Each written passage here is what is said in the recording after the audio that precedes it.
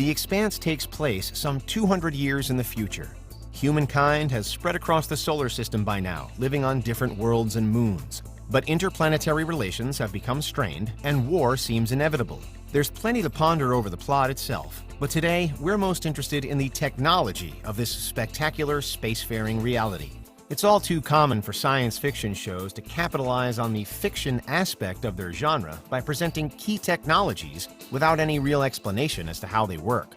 Often we see complicated devices such as warp drives, teleporters, and time machines without any detail about how they function. The Expanse, however, actively tries to adhere to real-world science at every opportunity. As well as having PhD writers on the show's writing team, this production also reportedly brings in industry experts to ensure that episodes are as close to scientifically accurate as possible. And so here are 4 key elements to that. First up, space travel. It's clearly a central theme of so many sci-fi shows and movies, but often it isn't portrayed accurately.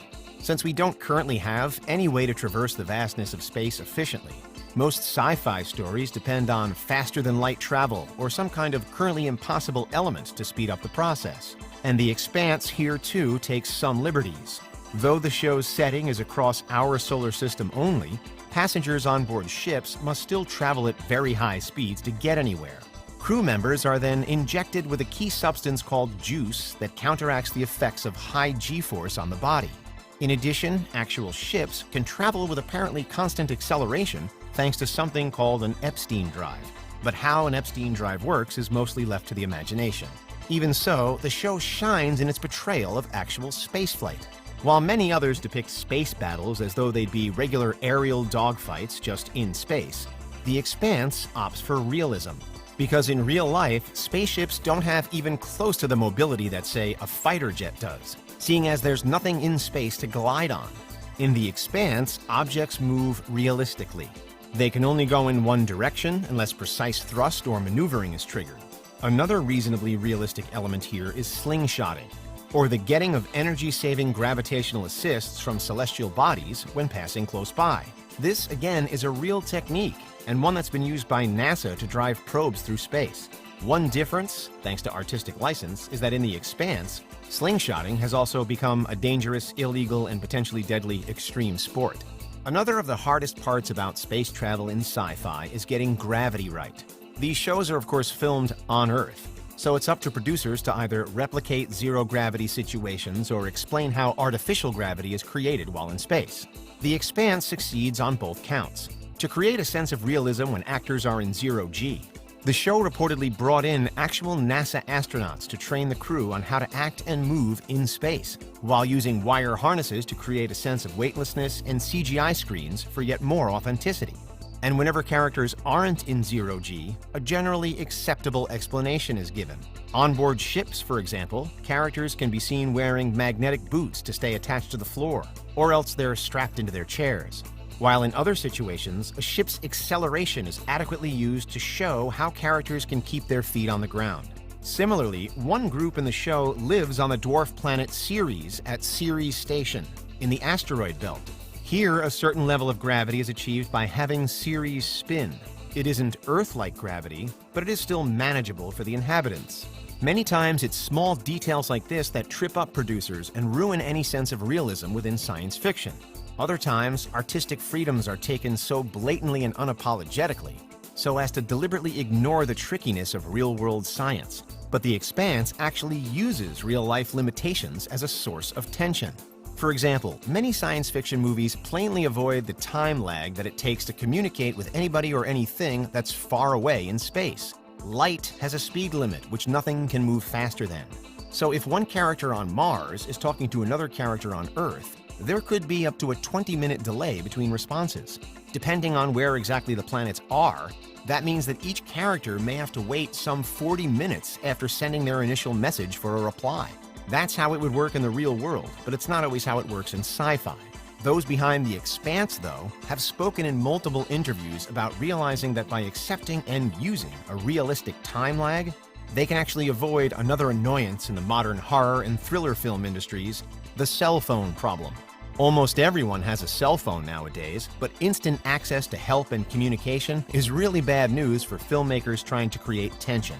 In other shows, it can then feel fairly simple to escape peril. In The Expanse, however, the planetary time lag is incorporated to successfully achieve genuine suspense. This means that the characters in the show, and by extension, the show's viewers, are forced to watch missiles, say, that are launched towards their target. Only what they're watching has already happened due to the realistic lag.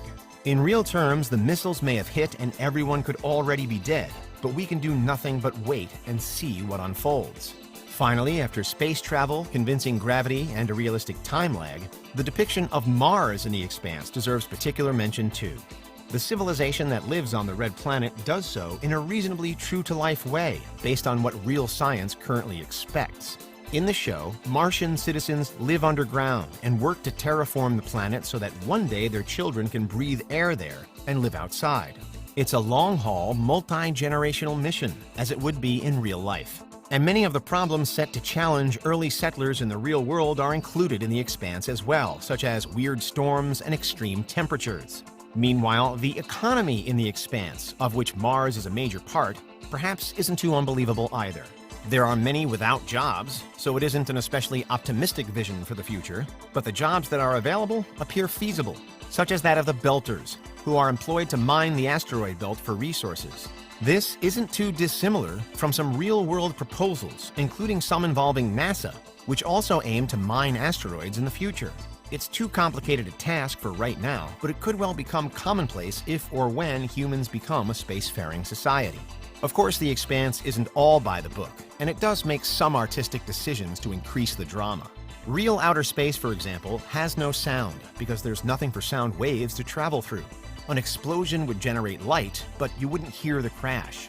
And this is actually a really good thing in the real world, or else we'd suffer under the constant deafening cacophony of explosions from the sun.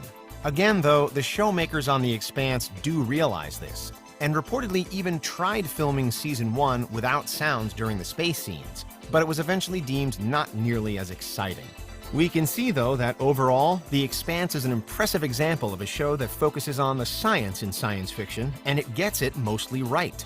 There's a team of writers well-versed in science, backed up by niche experts to advise on the more complicated procedures, and the process has brought good results. For the most part, the show realistically handles important concepts like gravity and space travel.